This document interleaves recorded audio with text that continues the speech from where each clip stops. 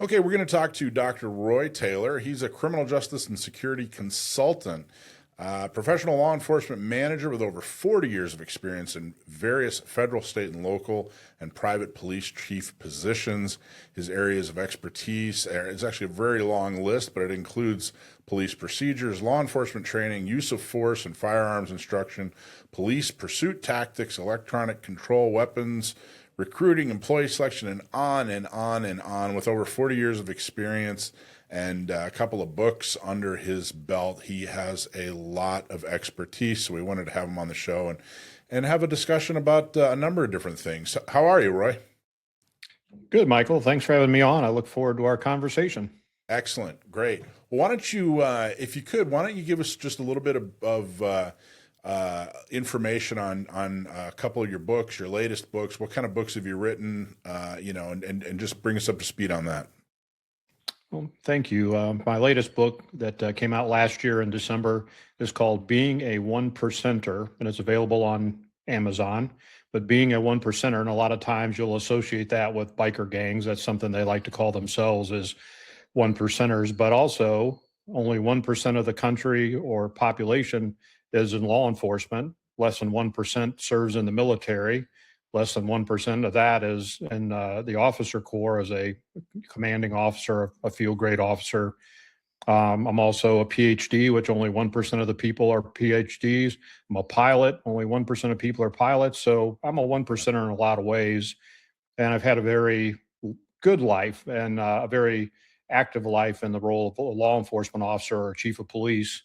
And I've got a lot of stories. So, you always hear, oh man, you should write a book. You should write a book. So I wrote a book, and I try to make it not just a book about what I've done, but life lessons and how to be resilient and how to set goals. So it's really a how to be successful book was what my goal was. And you've had, like I said, 40 years of law enforcement experience. You have really seen it all in 40 years. You've had a lot of different positions, a lot of different places. What's something you're particularly proud of? What's a thing that you've done or a position you've held or something you've done in your career that you're most proud of? Well, for the most proud, I'd take that to being an officer in the United States Army deploying to Iraq, being a platoon leader in a line haul transportation company. And my unit was attacked, ambushed on one of our missions. And I was able to save a life instead of take a life. And I really take a lot of pride in that, I'm a decorated war veteran, but it was for helping somebody that had been shot and not having to shoot somebody. I may have done that, we have to return fire, but something I'm proud of is, being able to save a life and, all that chaos. That's phenomenal. That's really great. That's outstanding. I've wanted to bring a law enforcement expert professional on for a while and talk about something that is kind of a struggle for gun owners.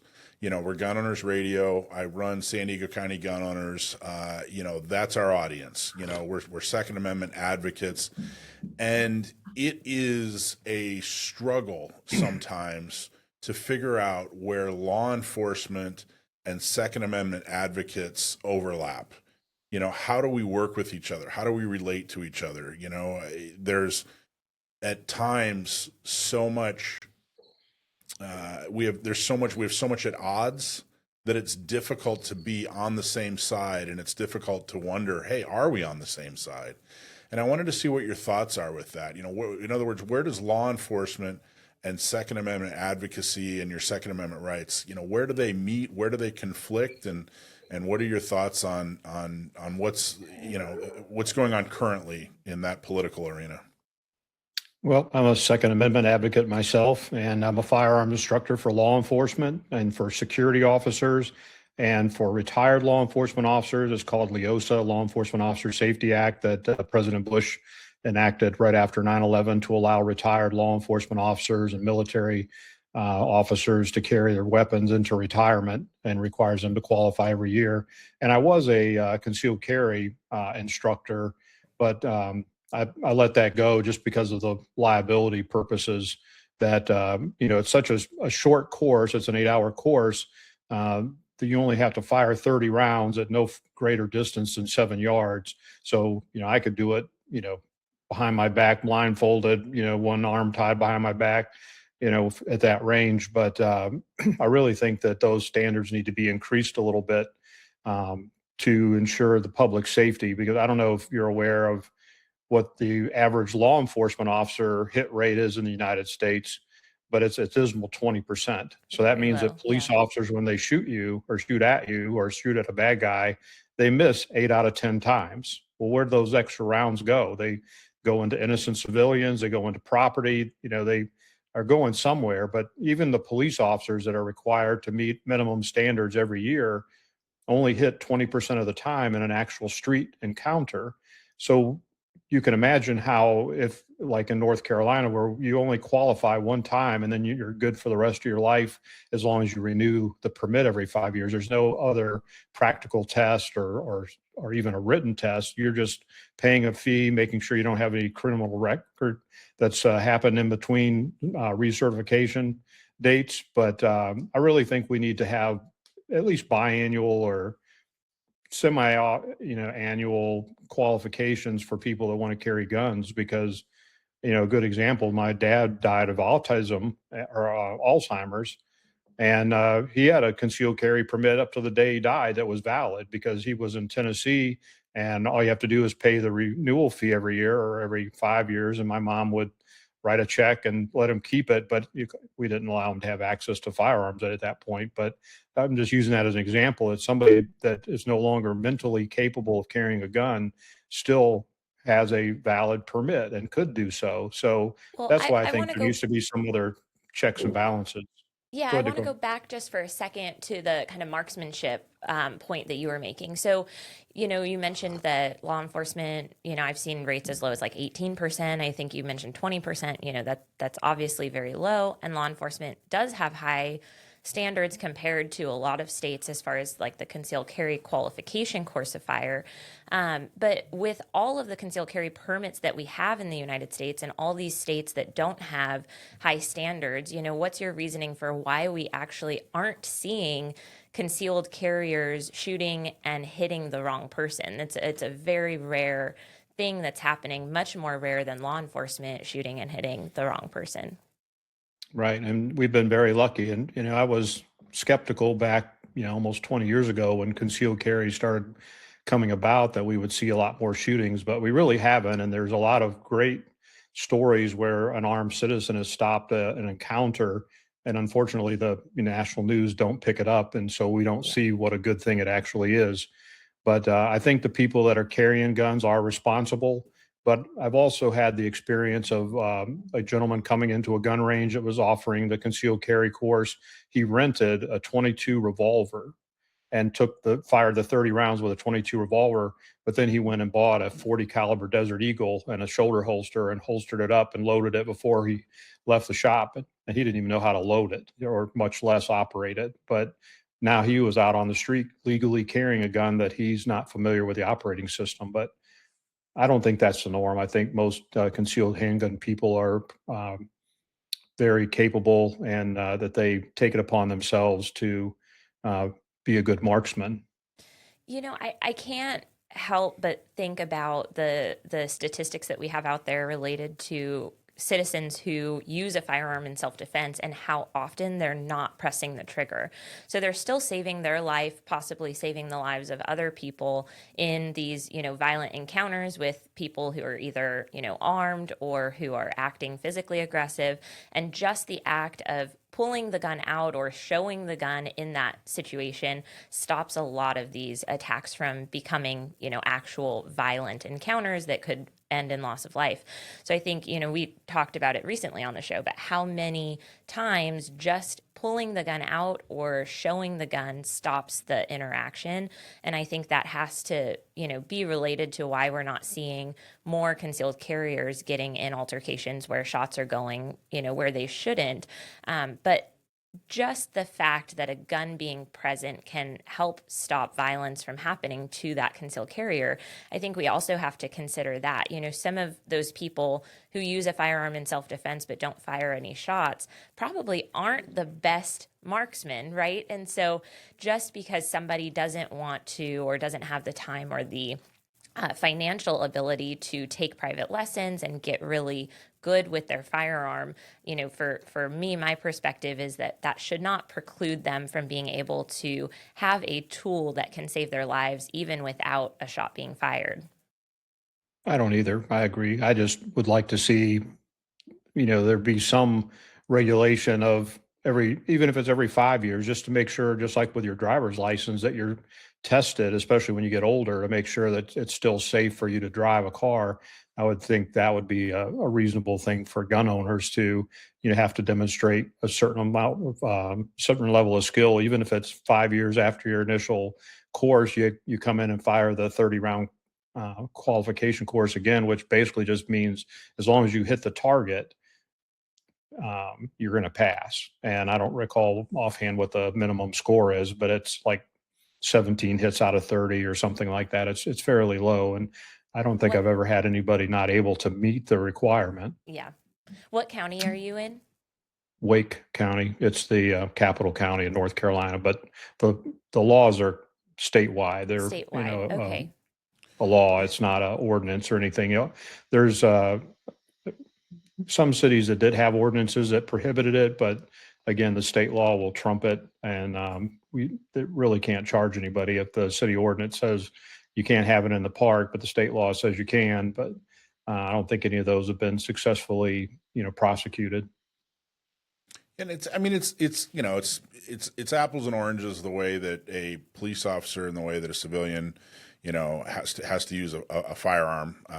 I'm never going to pull somebody over. I'm never going to deliver a warrant for an arrest. You're never going to engage in a foot pursuit and then be out of breath and then draw and fire your firearm. Yeah, so, You're never going to chase a bad guy down. It's apples and oranges, so I get it. But really, what I wanted to ask was, you talked about how, there was a law in the early 2000s that said, hey, law enforcement, if you've served for a certain amount of time, then you can carry in all 50 states, for the rest of your life. You can carry concealed for, well, whatever, until you're, as long as you're mentally, competent, you can carry. And then, which is great. I completely support that. But that doesn't help me as a civilian. And what will help me as a civilian is, for example, HR 38, which is CCW reciprocity, which will basically mean that my CCW, my ability to carry in all 50 states will be respected, just like, a driver's license.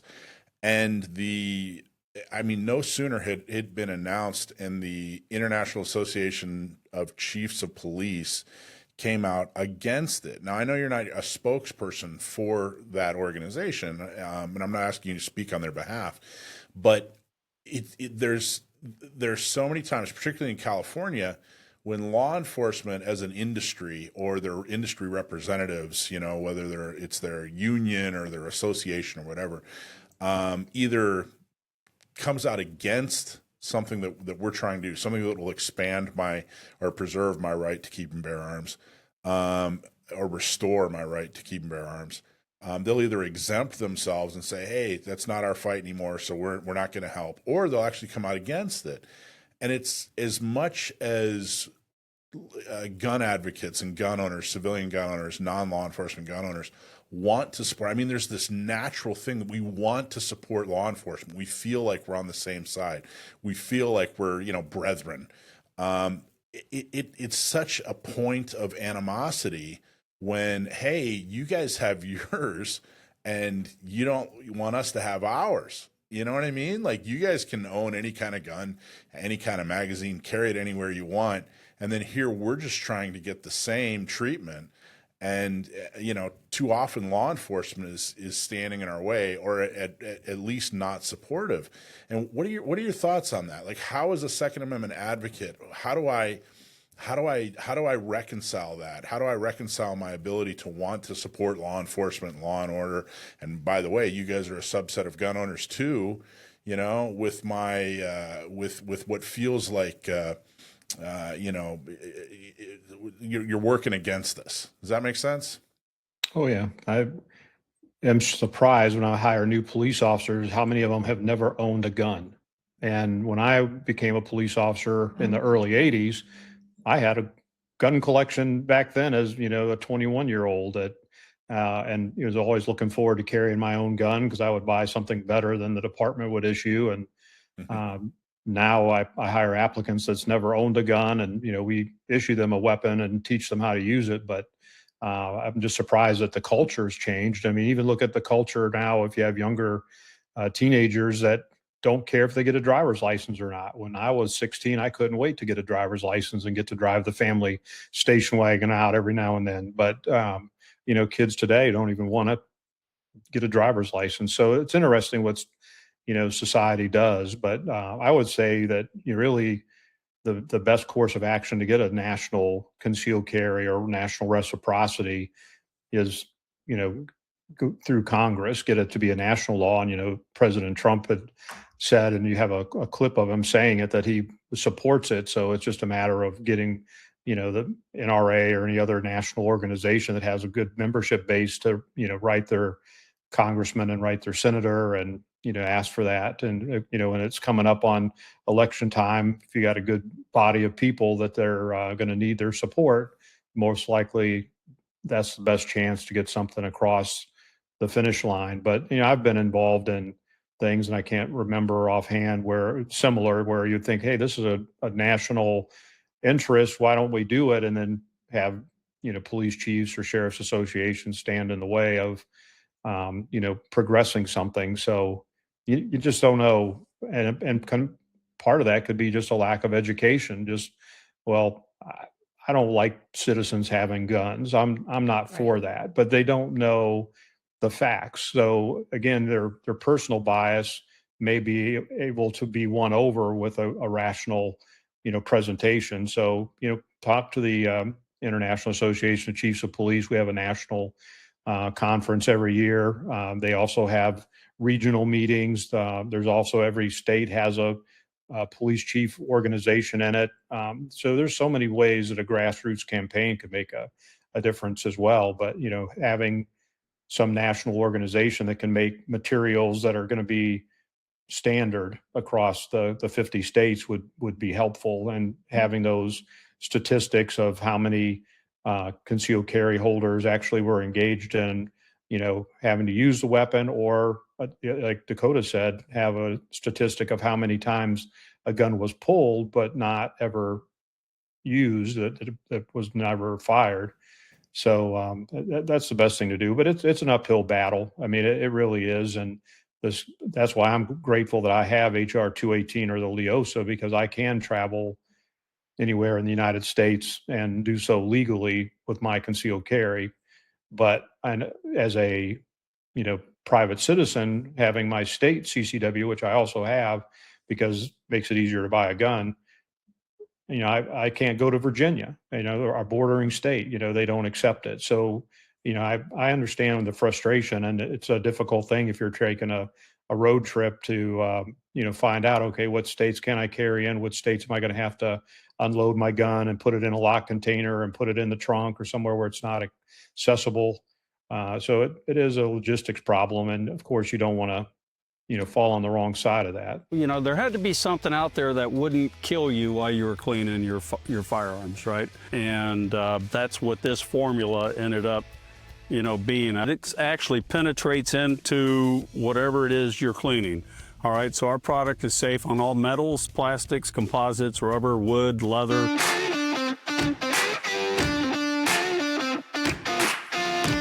Well, and I'm empathetic. I get it. Law enforcement, you guys deal with the absolute bottom of the barrel of society on a daily basis. Everybody you talk to is a liar. You're far too often on the wrong side of a gun or the wrong side of a knife. I totally understand that. I'm just, what is the role of law enforcement, in your opinion, when it comes to Second Amendment advocacy or Second Amendment rights? To respect that constitutional law. I mean, it's one of our civil rights that officers have to respect. And as long as you're doing things the right way, they need to abide by the law. We had a situation that became one of our mandatory in-service training several years ago in North Carolina, where an officer had conducted a traffic stop. The driver was a CCW permit carrier. He notified the officer he had the gun, told him where the gun was at. The officer told him to, pull the gun out and give it to them. And it was a custom Kimber. So this guy had some money invested in it. And the officer took it back to the patrol car, disassembled it, and after he wrote the citation, took it up to the car and gave it to him in pieces, and he dropped the slide on the pavement and scratched it up and, damaged it. And, that became, a political football, because here's somebody that's doing the right thing. He's made the notifications. The police officer has no business taking that gun away from him. They should have just said, where's your gun at? It's on my right hip.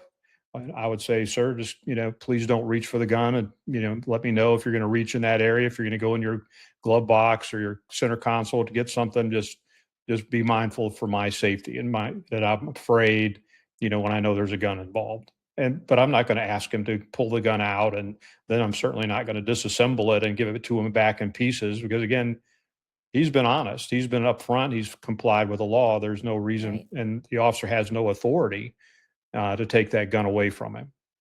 Well, I'm I sure would certainly say don't argue that point on the side of the road. I mean, if the officer stops you and tells you to do something, go ahead and do it. But, if you don't think it's right, file a complaint with the police department.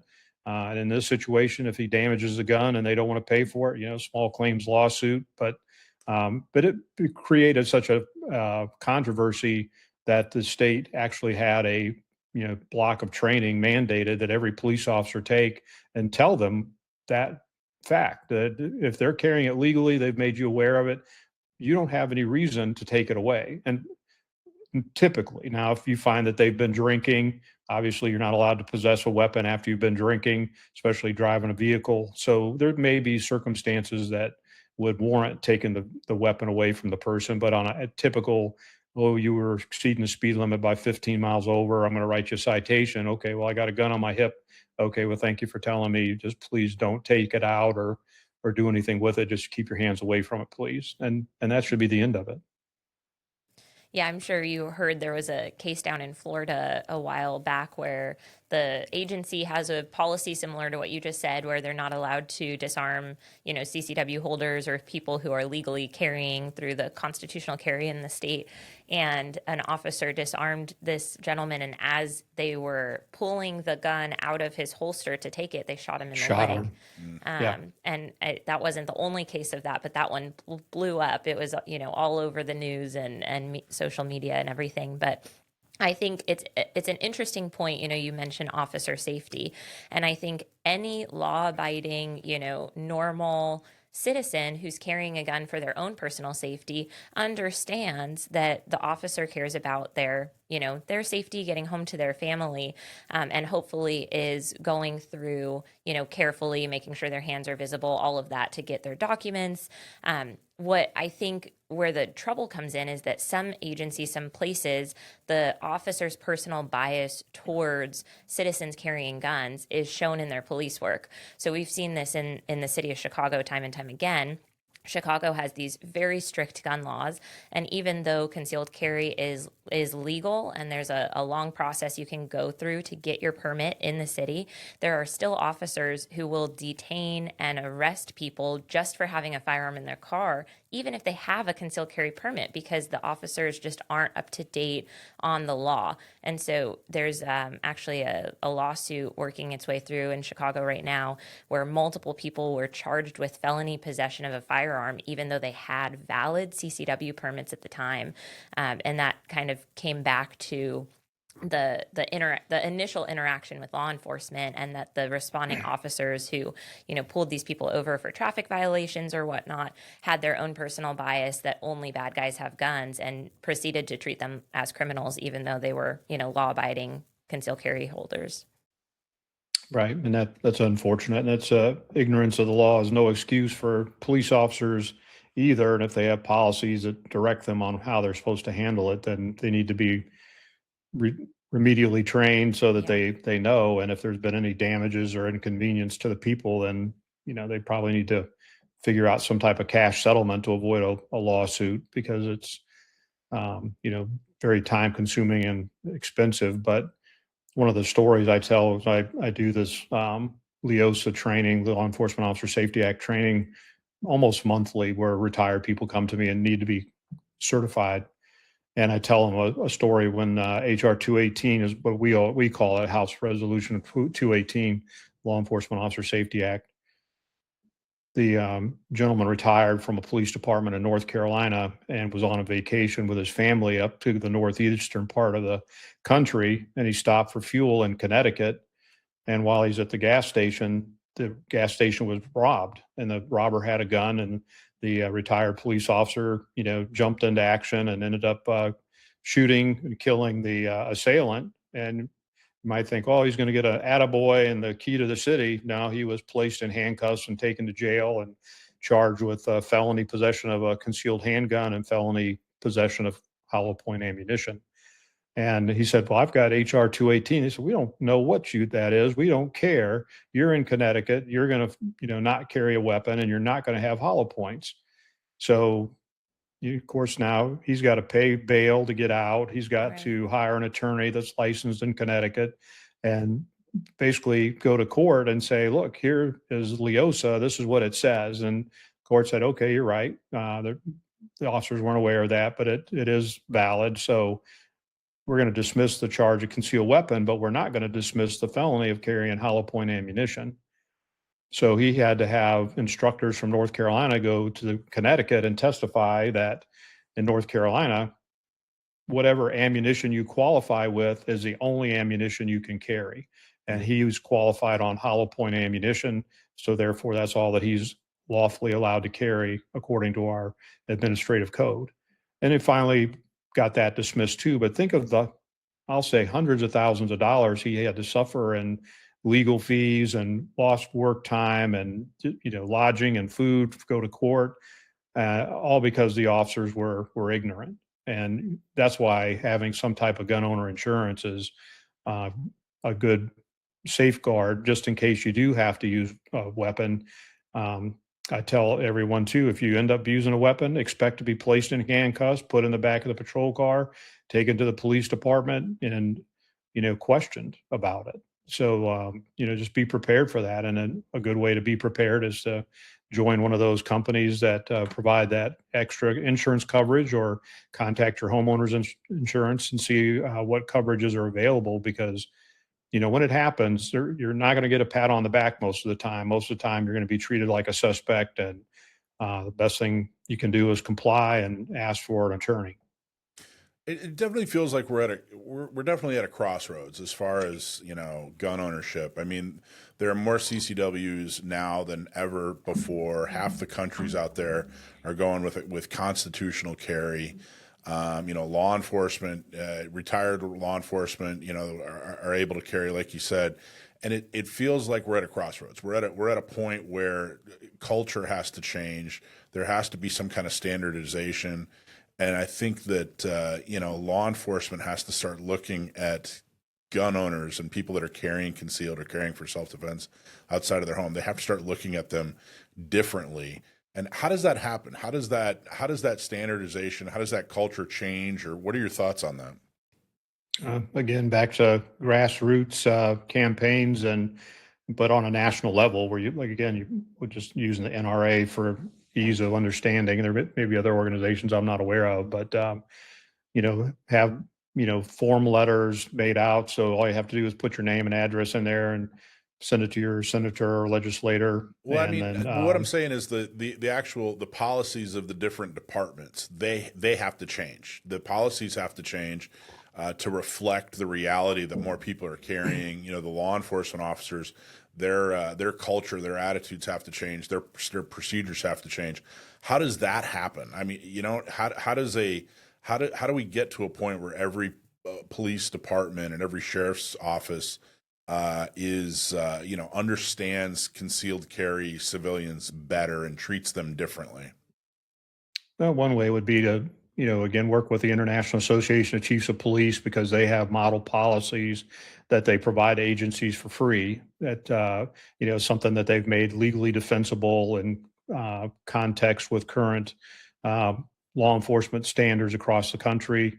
The Police Executive Research Forum also makes model policies and writes white papers on these type of issues. And a company out of Texas called Lexapol is a big supplier of police policies to agencies where they basically subscribe to their services to provide up-to-date policies and policy review, and work with them to come up with a standardized type of procedure for law enforcement that if person legally possesses a weapon, unless there's some exigent circumstances, that you do not relieve that person of that weapon, that you do not have the right to circumvent the Second Amendment.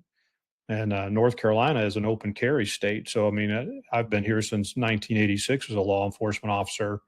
And, I've encountered people carrying open all the time. And I've responded to calls to one that comes to mind was at a Hardee's restaurant where the counter clerk called and said, "Hey, there's a guy in here with a gun." And, the dispatchers didn't ask enough questions. So we responded, and the guy's sitting there eating his hamburger with a gun in a holster. And so what's the problem? Well, he's got a gun on. Well, he's allowed to have a gun. There's nothing that prohibits him from wearing that gun out in public. And, they, as the public, were just shocked. And the same thing in another one of my agencies. We had a arts and crafts show that the Rotary Club was putting on, and there was a guy walking around with a gun. And one of the Rotarians came up to me and said, "Hey, Chief, I've never seen that officer here before." And I said, "Who are you talking about?" And he pointed to this guy who was open carrying a gun. And I said, he doesn't work for me. Well, what's he got a gun on for? I said, we have open carry in North Carolina. Well, I don't like that. That don't sound right. So anyway, I mean, you got a lot ignorant population, and you have, police officers that don't have any type of guidance because there aren't any policies or procedures in place in the majority of departments across the United States. I think there's 12,000 police departments in the United States, and there is no federal guidance. Everything is all voluntary. So, I mean, when I testify in federal court on police procedure matters, and I'll often use IACP or Police Executive Research Forum policies and procedures or their white papers as part of the evidence. And of course, the opposing counsel is going to say, well, is that required? No, it's only a recommendation. It's a professional organization and making recommendations. And really that's all you have, because we don't have any national standards. And, one of the things that would really be great is if we had standardized reporting across the country, because, somebody, armed citizen that ends up getting into a firefight or using the gun to avoid that, that's not recorded on any database in the federal government. So you don't know state to state what's going on. And even in your state, there's no state reporting on those type of things. So, that's another area that could be improved on is how many encounters with citizens with firearms has been reported in this last fiscal year, and have some, drop down menus for them so you make it easy. But just the lack of reporting makes it difficult to mount any type of campaign because you don't know other than just scouring the news to find these stories. I definitely like to point, my CCW, I like to point out the fact that I have a CCW, which means that I went through a mental health check, a criminal background check, and my fingerprints are on file somewhere. Police officers should be suspicious of anyone that hasn't done that. I've proven myself. Law enforcement, it should be a pleasure giving me a speeding ticket. They should feel much safer knowing that I've gone through that process and procedure. I want to ask more broadly, the attitude of civilians towards law enforcement has changed significantly over the past 5 years significantly, but especially over the past 30 years. I'm going to say I think that things significantly started to change in the 90s when it comes to law enforcement. I think law enforcement had a much better reputation, a much better relationship with the civilian population 30 years ago than they do now. I think that some of it is not fair. and not deserved, but I do think that a lot of it is deserved by law enforcement. We are seeing that, some pretty horrible behavior by law enforcement. And I wanted to get your thoughts on that. First off, do you agree that the attitude has changed, that things are far different today than they were 30 years ago? Oh, absolutely. And like on my podcast, I've been doing basically a history lesson for people on the major case law that affect law enforcement, and really all case law other than in 1966 with Terry versus Ohio and 1968 with Miranda versus Arizona, that requires people to have their rights read to them. Everything else that has affected law enforcement has happened during my career since I started in 1982. So I've seen Graham versus Connor out of Charlotte, North Carolina, and Tennessee versus Garner out of Memphis, Tennessee, Gant versus Arizona out of Arizona, obviously. So, I've had to adjust how I police over the last 30, 35 years because, of things that police officers do that are found to be not in line with the Constitution. And so case law has to be developed to stop it so that it doesn't go any further. So it has changed. My dad was a police officer. He was sworn in 1963. And of course, all the TV shows that I grew up with, Dragnet and Adam 12, or and the Andy Griffith Show here from North Carolina, were kind of my foundation and interest in law enforcement. And then when we had the Rodney King case in LAPD, you saw a shift. That's when all the California-based TV shows, that's when they stopped highlighting them and they switched to New York. You think about it, CHIPS and all those were all California-based programs on their law enforcement. And then all of a sudden, after Rodney King, they dropped California and started looking at New York as, a lot of these police shows. And even today, even looking at podcasts, that the number one area of the biggest population is 26% is crime and law enforcement. That's what people listen to the most out of podcasts. So 26% has that in common. But there's a need for law enforcement, obviously, and there's a very big interest in it. But there has also been a lot less interest in actually putting the badge on and doing the job because of Michael Brown case where he was tased and shot, and then you have, of course, George Floyd, and all these cases have really made people question law enforcement and look at them very critically, and they don't give them a whole lot of slack anymore because there's been a number of times where they've been caught lying or covering things up. So out of the 99% that do things right, it's the 1% that do violate people's civil rights that cause all these things to happen. The poor public perception and the extra laws that are put on the books to help control what they're able to do. Well, I appreciate you phrasing it that way and pointing that out. I do think that Rodney King was that incident was a huge shift. I think that was probably the shift in the attitude or relationship, I should say, between law enforcement and civilian. Even though Rodney King wasn't a great guy, but that doesn't matter. It doesn't matter, if he was a good guy or not a good guy. What people saw in that video was horrible. It completely overshadowed, whatever people thought about Rodney King and whatever laws he was breaking. And it did shift significantly. So I appreciate you acknowledging that. Usually when I talk about it with law enforcement, they downplay, oh, that was an isolated incident. The incidents that you brought up, or, they weren't actually as guilty as you thought or whatever. And it almost doesn't matter because perception is everything, number one. And number two, the attitude, it's the genie's out of the bottle, the attitudes change. So what do we do from here, going forward? How do we, how does law enforcement adjust? What is law enforcement's responsibility to adjust? And then what are, where do civilians fit in? What do we have to do? What's our part in this?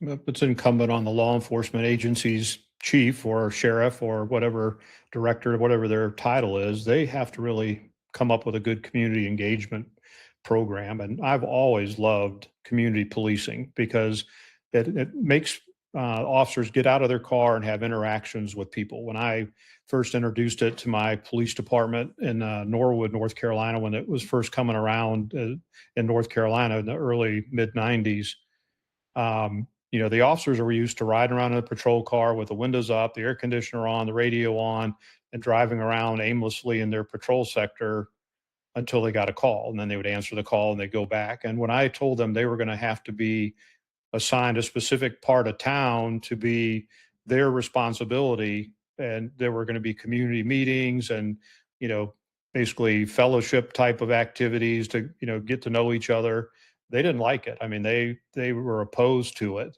And I said, look, look how many TV shows are on about police departments or police officers. How many movies are about police officers?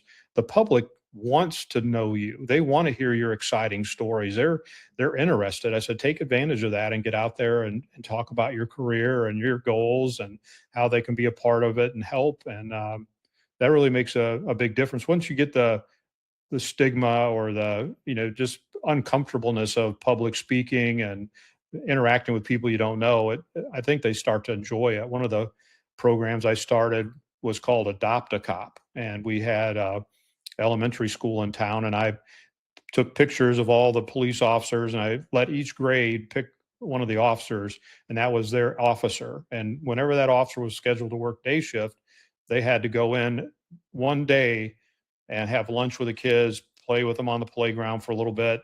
And they hated it, at first, but then they got to like it. And That sounds wonderful. Yeah, I would love that. It was wonderful. And I won the National League of Municipalities Award for community policing for agencies my size.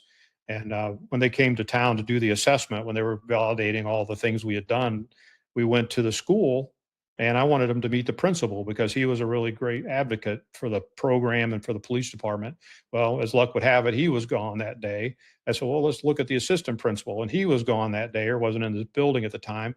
They said, well, we'll just talk to this lady, the receptionist. And so they said, how are things changed since Chief Taylor implemented community policing? And she said, oh, it's great. The police officers are always here. They've hired a lot of police officers. We really feel safer now because of all the officers, and just going on and on and on. She did a good or better than the principal probably. And so when we were walking out and going to the next location, they said, well, how many new officers have you hired? I said, 0. I said, the difference is now is they're directed to do things. So now they have to come to the school at least once. Well, and it would be once during their day shifts, so there'd be 2 day shifts during the calendar month. So at least 2 days a month, every police officer was going into that school and having lunch and playing on the playground. And we also had at the time, the NRA had grants for police officers to do the IEGO gun safety program. Yeah. And so I applied and got money for that. So we would have the officers presenting part of the IEGO program to the 5th graders. So again, it was all about, just getting out there and interacting with the community, having a good message and letting them know, like we would say, no secret police shit. We're not a stovepipe organization. Of course, there's certain things we can't release to the public, but for the most part, we can be open books and transparent about what our operations are doing, what our goals are, how we're trying to achieve those goals, and what people can do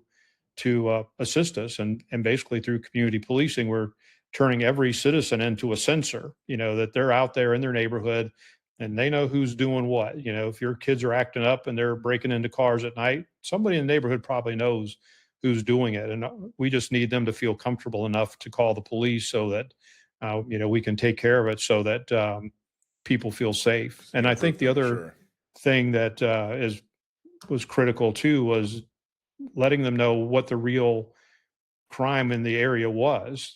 One of my departments was close to Charlotte, North Carolina. Of course, you've probably seen on the news where we've had 2 people stabbed to death on the light rail system there in the last few months. But Charlotte has crime. And so that's where the local TV stations are based, Charlotte. So people hear all about these gang shootings and other bad things happening, and they're home scared because they think, hey, that's here. Well, it's not. So by having community policing and saying, we don't have gang activity, we haven't had a shooting here in years. And so it just helps with help quantify what's really going on in the area. But again, it's all through open communication and relationships. So Yeah, that's well, what I police think officers are doing. I think civilians want to root for the cops. You know, they really do, and I think it's even more of a letdown when they see, some kind of extreme, misbehavior by law enforcement. I think it makes it even worse, because we want to root for cops, and I hope that police officers and law enforcement in general continue to give us reasons to root for them. Roy, I got to tell you, you sound extremely level-headed and pragmatic, and I really appreciate that. And very very calm demeanor and very logical, explanations. So I really appreciate that. Thanks for coming on the show. It sounds like you're, doing a great job. How can people find your books or learn more about you?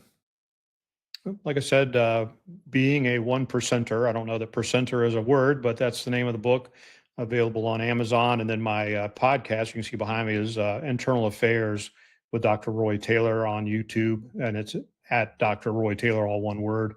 Or you can try to look for the title, Internal Affairs with Dr. Roy Taylor. I think you'll get a psychologist or something that has internal affairs in their name, but dig down, you'll see my pretty hairdo and figure out it's the right place to be. But I appreciate what you guys are doing, and I looked at several of your episodes. So keep up the good work, and work toward a reciprocity in between the states, so that everybody that's qualified to carry can carry, and work to be an advocate of ongoing training or some recertifications, just so that when people do get old, and someday we're all going to be there where we probably don't need to have a gun in our hand anymore, or we think we're protecting ourselves, but whoops, that the gun may get taken away from us. So we have to be careful about being involved in situations where if we pull that gun out, we better be ready to use it. Yep, understood. Check out, it's HR 38 actually that's making its way through Congress right now, which is the CCW reciprocity bill that we're all excited about. Yeah, I'll take a look. Yeah, check that out. Dr. Roy Taylor, thank you so much. Appreciate all your time. Appreciate your expertise. Thank you so much for making the time and coming on the show with us. You're welcome, Michael, and thanks. Nice meeting you and Dakota, and keep on the good work. Thank you. Have a great one. You too. Bye-bye.